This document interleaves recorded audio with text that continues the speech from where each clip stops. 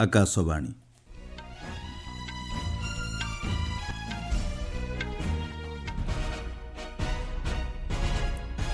ସମ୍ବାଦ ପଢ଼ୁଛନ୍ତି ସତ୍ୟବ୍ରତ ବେହୁରା।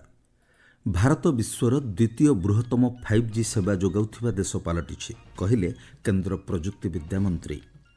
ଜମ୍ମୁ କାଶ୍ମୀରରେ ନିର୍ମାଣାଧୀନ ଏସିଆ ମହାଦେଶର ଦୀର୍ଘତମ ଜୋଜିଲା ଟନେଲର ନିର୍ମାଣ କାର୍ଯ୍ୟ 70% ଶେଷ ହୋଇଥିବା ସୂଚନା। ରାଜ୍ୟସଭାରେ କଂଗ୍ରେସ ପକ୍ଷରୁ ଆଗତ ସ୍ୱାଧିକାର ଭଙ୍ଗ ପ୍ରସ୍ତାବ ଅଗ୍ରାହ୍ୟ। ଶ୍ରୀଲଙ୍କାର ଜଟିଳ ପରିସ୍ଥିତିରେ ପହଞ୍ଚିଛି ଶକ୍ତି ସଙ୍କଟ। ଏବଂ IPLରେ ଆଜି ମୁହାଁମୁହିଁ ହେବେ ସନ୍ରାଇଜର୍ସ ହାଇଦ୍ରାବାଦ ଓ ଲକ୍ଷ୍ନୌ ସୁପର ଜାୟାଣ୍ଟସ୍। ଭାରତ ବିଶ୍ୱର ଦ୍ୱିତୀୟ ବୃହତ୍ତମ 5G ସେବା ଯୋଗାଇ ଦେଉଥିବା ଦେଶ ପାଲଟିଛି ବୋଲି କେନ୍ଦ୍ର ଇଲେକ୍ଟ୍ରୋନିକ୍ସ ଏବଂ ପ୍ରଯୁକ୍ତିବିଦ୍ୟା ମନ୍ତ୍ରୀ ଅଶ୍ୱିନୀ ବୈଷ୍ଣବ କହିଛନ୍ତି। ଆଜି ନୂଆଦିଲ୍ଲୀରେ ଏକ କାର୍ଯ୍ୟକ୍ରମକୁ ସମ୍ବୋଧିତ କରି ଶ୍ରୀ ବୈଷ୍ଣବ କହିଛନ୍ତି, ସରକାରଙ୍କ ଦୂରଦୃଷ୍ଟି ଯୋଗୁଁ ବିଭିନ୍ନ କ୍ଷେତ୍ରରେ ମୌଳିକ ସ୍ତରରେ ପରିବର୍ତ୍ତନ ଘଟିଛି। ବିଭିନ୍ନ କ୍ଷେତ୍ରରେ 11 ଲକ୍ଷ କୋଟି ଟଙ୍କାର ବିନିଯୋଗ ହୋଇଥିବା ସେ କହିଛନ୍ତି। ଶ୍ରୀ ବୈଷ୍ଣବ କହିଛନ୍ତି, ଭାରତୀୟ ରେଳବାଇ ବିଶ୍ୱର ଦ୍ୱିତୀୟ ବୃହତ୍ତମ ପରିବହନ ସଂସ୍ଥା ଭାବେ ବିବେଚିତ ହୋଇଛି। ଚଳିତ ବର୍ଷ 1.6 ବିଲିୟନ ଟନ୍ରୁ ଅଧିକ ପରିବହନ କରି ଭାରତୀୟ ରେଳ ରେକର୍ଡ ସ୍ଥାପନ କରିଛି। ଏହା ବ୍ୟତୀତ ଦେଶରେ ବନ୍ଦର ସଂଖ୍ୟା ମଧ୍ୟ ବୃଦ୍ଧି ପାଇବାରେ ଲାଗିଛି। କିଛି ବର୍ଷ ପୂର୍ବେ ଇଲେକ୍ଟ୍ରୋନିକ୍ସ ନିର୍ମାଣ କ୍ଷେତ୍ରରେ ଦେଶ ଅବହେଳାର ଶିକାର ହୋଇଥିଲେ ମଧ୍ୟ ବର୍ତ୍ତମାନ ଭାରତ ବିଶ୍ୱର ପ୍ରମୁଖ ଇଲେକ୍ଟ୍ରୋନିକ୍ସ ସାମଗ୍ରୀ ରପ୍ତାନିକାରୀ ଦେଶମାନଙ୍କ ତାଲିକାରେ ସ୍ଥାନ ପାଇଛି। ମନ୍ତ୍ରୀ ଶ୍ରୀ ବୈଷ୍ଣବ କହିଛନ୍ତି, ଗତ 10 ବର୍ଷ ମଧ୍ୟରେ ଦେଶରେ IIT ଏବଂ ମେଡିକାଲ କଲେଜ ସଂଖ୍ୟା 2 ଗୁଣରୁ ଅଧିକ ହୋଇଛି। ଚଳିତ ବର୍ଷ ଭାରତ ପ୍ରଥମ ମେଡ୍ ଇନ୍ ଇଣ୍ଡିଆ ଚିପ୍ ନିର୍ମାଣ କରିବ ବୋଲି ଶ୍ରୀ ବୈଷ୍ଣବ କହିଛନ୍ତି। ଜମ୍ମୁ କାଶ୍ମୀରରେ ନିର୍ମାଣାଧୀନ ଏସିଆ ମହାଦେଶର ଦୀର୍ଘତମ ଜୋଜିଲା ଟନେଲର ନିର୍ମାଣ କାର୍ଯ୍ୟ 70% ଶେଷ ହୋଇଥିବା ପରିବହନ ଓ ଜାତୀୟ ରାଜପଥ ମନ୍ତ୍ରୀ ନୀତିନ ଗଡ଼କରୀ କହିଛନ୍ତି। ଆଜି ଲୋକସଭାରେ ପ୍ରଶ୍ନକାଳରେ ଏକ ଅତିରିକ୍ତ ପ୍ରଶ୍ନର ଉତ୍ତରରେ କେନ୍ଦ୍ରମନ୍ତ୍ରୀ ଶ୍ରୀ ଗଡ଼କରୀ କହିଛନ୍ତି, ଏହି ଟନେଲ ଶ୍ରୀନଗର ଏବଂ ଲଦାଖ ମଧ୍ୟରେ ସବୁଦିନିଆ ଯୋଗାଯୋଗର ମାଧ୍ୟମ ପାଲଟିବ। ଏହାର ନିର୍ମାଣ ପାଇଁ 5,500 କୋଟିରୁ ଅଧିକ ଟଙ୍କା ବରାଦ କରାଯାଇଥିବା ସେ ଗୃହକୁ ସୂଚନା ଦେଇଛନ୍ତି। ମନ୍ତ୍ରୀ ଶ୍ରୀ ଗଡ଼କରୀ କହିଛନ୍ତି, ଏହି ଟନେଲ 13 କିଲୋମିଟରରୁ ଅଧିକ ଲମ୍ବର ହୋଇଥିବା ବେଳେ ପ୍ରାୟ 30 କିଲୋମିଟର ଆପ୍ରୋଚ୍ ରୋଡ୍ ରହିଛି। ସେ କହିଛନ୍ତି, ସେଥିଲାଗି ଜାମ୍ମୁ କାଶ୍ମୀରରେ 2 ଲକ୍ଷ କୋଟି ଟଙ୍କା ସମ୍ବଳିତ ରାସ୍ତା ନିର୍ମାଣ ପ୍ରକଳ୍ପ ଜାରି ରହିଛି। करीब 2 लाख करोड़ के काम हम जम्मू कश्मीर में कर रहे हैं। 105 टनल बना रही है। एशिया की सबसे बड़ी जोजिला टनल जो 12,000 करोड़ रुपए जिसकी एस्टिमेटेड कॉस्ट थी, वो केवल 5,500 करोड़ में बनाकर 5वीं बार टेंडर हुआ, पैसे बचाकर उसका काम 70% पूरा हुआ है। यह कारगिल के पहाड़ी के नीचे है। -8 डिग्री तक टेम्परेचर है और उस कठिनाइयों में हमारे लोगों ने बहुत अच्छा काम किया है। ମନ୍ତ୍ରୀ ଶ୍ରୀ ଗଡ଼କରୀ କହିଛନ୍ତି, ଜମ୍ମୁ ଏବଂ କାଶ୍ମୀର ମଧ୍ୟରେ 22ଟି ଟନେଲ ନିର୍ମାଣ କାର୍ଯ୍ୟ ଶେଷ ହୋଇଛି ଏବଂ ବଡ଼ ରୋଡ୍ ଅର୍ଗାନାଇଜେସନ ଅନ୍ୟ 14ଟି ଟନେଲର ନିର୍ମାଣ କାର୍ଯ୍ୟ ଜାରି ରଖିଛନ୍ତି। ଏହିସବୁ ଟନେଲର ନିର୍ମାଣ କାର୍ଯ୍ୟ ଶେଷ ହେଲେ 9 ଘଣ୍ଟାର ଦୂରତା 3 ଘଣ୍ଟାକୁ ହ୍ରାସ ପାଇବ। ଅନ୍ୟପକ୍ଷରେ ଆସନ୍ତା 2 ବର୍ଷ ମଧ୍ୟରେ 25,000 କିଲୋମିଟର ଜାତୀୟ ରାଜପଥକୁ 2 ଲେନ୍ରୁ 4 ଲେନ୍ ବିଶିଷ୍ଟ କରାଯିବ ବୋଲି ଶ୍ରୀ ଗଡ଼କରୀ ଲୋକସଭାରେ ସୂଚନା ଦେଇଛନ୍ତି। କେନ୍ଦ୍ର ସରକାର ବିଭିନ୍ନ ରାଜ୍ୟକୁ ଉଡ଼ାଜାହାଜ ଟର୍ବାଇନ୍ରେ ବ୍ୟବହୃତ ହେଉଥିବା ତୈଳ ଉପରେ ମୂଲ୍ୟଯୁକ୍ତ କର VAT ହ୍ରାସ କରିବା ଲାଗି ପତ୍ର ଲେଖିଛନ୍ତି। ଆଜି ଲୋକସଭାରେ ପ୍ରଶ୍ନକାଳ ସମୟରେ ଏକ ଅତିରିକ୍ତ ପ୍ରଶ୍ନର ଉତ୍ତରରେ ବେସାମରିକ ବିମାନ ଚଳାଚଳ ମନ୍ତ୍ରୀ କେ ରାମମୋହନ ନାଇଡୁ କହିଛନ୍ତି, ଉଡ଼ାଜାହାଜ ଟର୍ବାଇନ୍ରେ ବ୍ୟବହାର ହେଉଥିବା ତୈଳ ଯୋଗୁଁ 85% ଦର ବୃଦ୍ଧି ପାଇଥିବା ବେଳେ ରାଜ୍ୟଗୁଡ଼ିକ ଲାଗୁ କରୁଥିବା VAT ପାଇଁ ଟିକେଟ୍ ମୂଲ୍ୟ ଅଧିକ ବୃଦ୍ଧି ପାଇଛି। ସେ କହିଛନ୍ତି, କେତେକ ରାଜ୍ୟ VAT ହ୍ରାସ କରିଥିଲେ ମଧ୍ୟ ତାମିଲନାଡୁ ସରକାର 29% ମୂଲ୍ୟଯୁକ୍ତ କର ଲାଗୁ କରିଛନ୍ତି। ସେ କହିଛନ୍ତି, ବିମାନ ଟିକେଟ୍ ଦର କେନ୍ଦ୍ର ସରକାର ସ୍ଥିର କରନ୍ତି ନାହିଁ। ଏହା ବିଭିନ୍ନ ବିଷୟକୁ ଆଧାର କରି ସ୍ୱୟଂକ୍ରିୟ ଭାବେ ବୃଦ୍ଧି କିମ୍ବା ହ୍ରାସ ପାଇଥାଏ। ରାଜ୍ୟସଭା ଅଧ୍ୟକ୍ଷ ଜଗଦୀପ ଧଙ୍କଡ଼ କଂଗ୍ରେସ ପକ୍ଷରୁ ଆଗତ ସ୍ୱାଧିକାର ଭଙ୍ଗ ପ୍ରସ୍ତାବକୁ ଅଗ୍ରାହ୍ୟ କରିଛନ୍ତି। କଂଗ୍ରେସର ବରିଷ୍ଠ ନେତ୍ରୀ ସୋନିଆ ଗାନ୍ଧୀଙ୍କ ଉପରେ ଆପତ୍ତି ଅଭିଯୋଗକୁ କେନ୍ଦ୍ର କରି ସ୍ୱରାଷ୍ଟ୍ରମନ୍ତ୍ରୀ ଅମିତ ଶାହାଙ୍କ ବିରୁଦ୍ଧରେ କଂଗ୍ରେସ ପକ୍ଷରୁ ସ୍ୱାଧିକାର ଭଙ୍ଗ ପ୍ରସ୍ତାବ ଆଗତ କରାଯାଇଥିଲା। ରାଜ୍ୟସଭାରେ କଂଗ୍ରେସ ସାଂସଦ ଜୟରାମ ରମେଶ ଏହି ପ୍ରସ୍ତାବ ଆଗତ କରିଥିଲେ।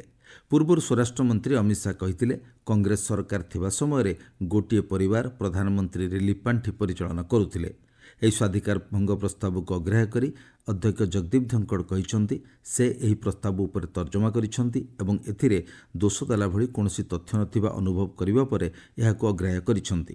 ଅନ୍ୟପକ୍ଷରେ ଗୃହରେ ସଦସ୍ୟମାନେ ଯେଭଳି ଭଲ ଆଚରଣ କରିବେ ସେ ନେଇ ଅଧ୍ୟକ୍ଷ ସଦାଚାର କମିଟିକୁ ନୂଆ ପରାମର୍ଶବଳୀ ଜାରି କରିବା ଲାଗି ନିର୍ଦ୍ଦେଶ ଦେଇଛନ୍ତି। ଆପଣମାନେ ସମ୍ବାଦ ଶୁଣୁଛନ୍ତି ଆକାଶବାଣୀରୁ। ଶ୍ରୀଲଙ୍କାରେ ଶକ୍ତି ସଙ୍କଟ ଜଟିଳ ପରିସ୍ଥିତିରେ ପହଞ୍ଚିଛି। ସେଠାକାର ଶକ୍ତି କ୍ଷେତ୍ର ସମ୍ମୁଖୀନ ହେଉଥିବା ସମସ୍ୟାଗୁଡ଼ିକ ଦିନକୁ ଦିନ ବୃଦ୍ଧି ପାଉଥିବାରୁ ଶକ୍ତି ଯୋଗାଣରେ ଅନିୟମିତତା ଦେଖାଦେଇଛି। କିଛିଦିନ ତଳେ ଭାରତର ଅଦାନୀ ଗ୍ରୁପ୍ ମୋନାରଠାରେ ହେବାକୁ ଥିବା $442 ମିଲିୟନ ସମ୍ବଳିତ ପବନ ଶକ୍ତି ପ୍ରକଳ୍ପରୁ ଓହରିଯିବା ପରେ ମଧ୍ୟ ଶକ୍ତି ସଙ୍କଟ ଅଧିକ ହୋଇଛି। ଶ୍ରୀଲଙ୍କାରେ ଶକ୍ତି କ୍ଷେତ୍ରରେ ବିଦେଶୀ ପୁଞ୍ଜିନିବେଶ ଆଖି ଦୃଶିଆ ହେଉନଥିବା ବେଳେ ଅଦାନୀ ଗ୍ରୁପ୍ର ନିଷ୍ପତ୍ତି ସେଠାକାର ଶକ୍ତି କ୍ଷେତ୍ର ଉପରେ ପ୍ରଭାବ ପକାଇଛି। ସୂଚନା ଅନୁଯାୟୀ ଅଦାନୀ ଗ୍ରୀନ୍ ଏନର୍ଜି ଓ ଶ୍ରୀଲଙ୍କା ଶକ୍ତି କ୍ଷେତ୍ର ମଧ୍ୟରେ ବିଦ୍ୟୁତ୍ ଦର ନେଇ ବୁଝାମଣା ହୋଇ ନ ପାରିବାରୁ ଏଭଳି ପରିସ୍ଥିତି ଉପୁଜିଛି। ଗତ ରବିବାର ଦିନ ଶ୍ରୀଲଙ୍କାରେ ପ୍ରାୟ 24 ଘଣ୍ଟାରୁ ଅଧିକ ସମୟ ବିଦ୍ୟୁତ୍ ସରବରାହ ବନ୍ଦ ରହିଥିଲା।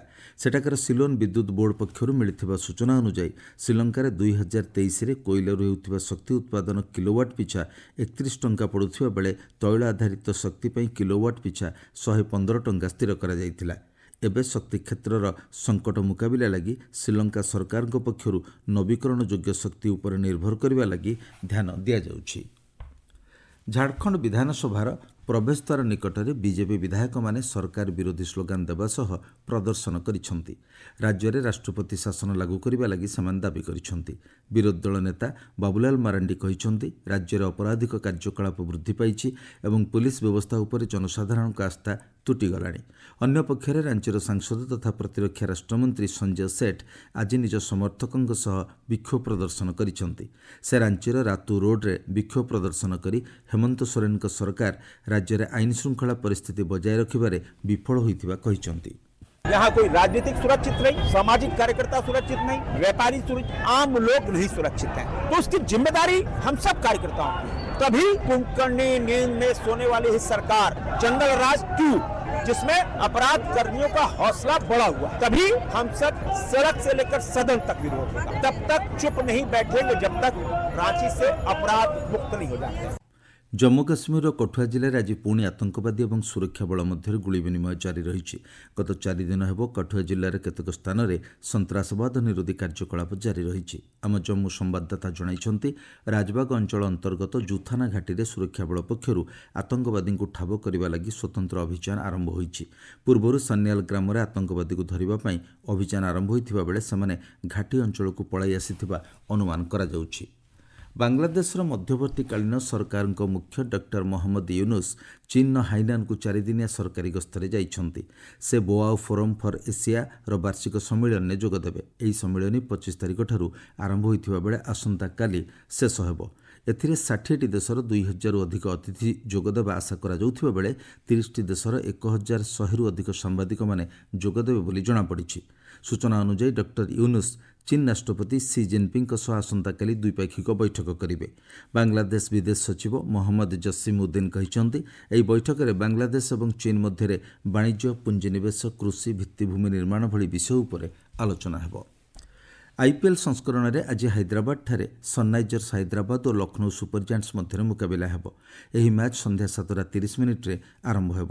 ଗତକାଲିର ମ୍ୟାଚ୍ରେ କୋଲକାତା ନାଇଟ୍ ରାଇଡର୍ସ ରାଜସ୍ଥାନ ରୟାଲ୍କୁ 8 ୱିକେଟ୍ରେ ପରାସ୍ତ କରିଥିଲା। ଗୌହାଟୀରେ ଅନୁଷ୍ଠିତ ଏହି ମ୍ୟାଚ୍ରେ କୋଲକାତା ନାଇଟ୍ ରାଇଡର୍ସ ଟସ୍ ଜିତି ବୋଲିଂ କରିବାକୁ ପ୍ରଥମେ ନିଷ୍ପତ୍ତି ନେଇଥିଲା। ରାଜସ୍ଥାନ ରୟାଲ୍ସ ନିର୍ଦ୍ଧାରିତ 20 ଓଭରରେ 9 ୱିକେଟ୍ ହରାଇ 151 ରନ୍ କରିଥିଲା। 152 ରନ୍ ବିଜୟ ଲକ୍ଷ୍ୟ ପିଛା କରି କୋଲକାତା ନାଇଟ୍ ରାଇଡର୍ସ 17 ଓଭର 3ଟି ବଲ୍ରେ 2ଟି ୱିକେଟ୍ ହରାଇ 153 ରନ୍ ସଂଗ୍ରହ କରିଥିଲା। ପଏଣ୍ଟ ତାଲିକାରେ ସନ୍ରାଇଜର୍ସ ହାଇଦ୍ରାବାଦ 2 ପଏଣ୍ଟ ସହ ଶୀର୍ଷରେ ଥିବାବେଳେ ରୟାଲ ଚ୍ୟାଲେଞ୍ଜର୍ସ ବାଙ୍ଗାଲୋର ସମାନ ପଏଣ୍ଟ ସହ ଦ୍ୱିତୀୟ ସ୍ଥାନରେ ରହିଛି। ମୁଖ୍ୟ ସମ୍ବାଦ ପୁଣିଥରେ। ଭାରତ ବିଶ୍ୱର ଦ୍ୱିତୀୟ ବୃହତ୍ତମ 5G ସେବା ଯୋଗାଉଥିବା ଦେଶ ପାଲଟିଛି, କହିଲେ କେନ୍ଦ୍ର ପ୍ରଯୁକ୍ତିବିଦ୍ୟା ମନ୍ତ୍ରୀ। ଜମ୍ମୁ କାଶ୍ମୀରରେ ନିର୍ମାଣାଧୀନ ଏସିଆ ମହାଦେଶର ଦୀର୍ଘତମ ଜୋଜିଲା ଟନେଲର ନିର୍ମାଣ କାର୍ଯ୍ୟ 70% ଶେଷ ହୋଇଥିବା ସୂଚନା। ରାଜ୍ୟସଭାରେ କଂଗ୍ରେସ ପକ୍ଷରୁ ଆଗତ ସ୍ୱାଧିକାର ଭଙ୍ଗ ପ୍ରସ୍ତାବ ଅଗ୍ରାହ୍ୟ। ଶ୍ରୀଲଙ୍କାରେ ଜଟିଳ ପରିସ୍ଥିତିରେ ପହଞ୍ଚିଛି ଶକ୍ତି ସଙ୍କଟ ଏବଂ ଆଇପିଏଲ୍ରେ ଆଜି ମୁହାଁମୁହିଁ ହେବେ ସନ୍ରାଇଜର୍ସ ହାଇଦ୍ରାବାଦ ଓ ଲକ୍ଷ୍ନୌ ସୁପରଜାଏଣ୍ଟସ୍। ସମ୍ବାଦ ଶେଷ ହେଲା। ଅଧିକ ସମ୍ବାଦ ପାଇଁ ଆପଣମାନେ newsonair.gov.in ୱେବସାଇଟ୍ ଏବଂ ନ୍ୟୁଜ୍ ଅନ୍ ଏଆଇଆର୍ ଆପ୍ରେ ଲଗ୍ଇନ୍ କରିପାରିବେ।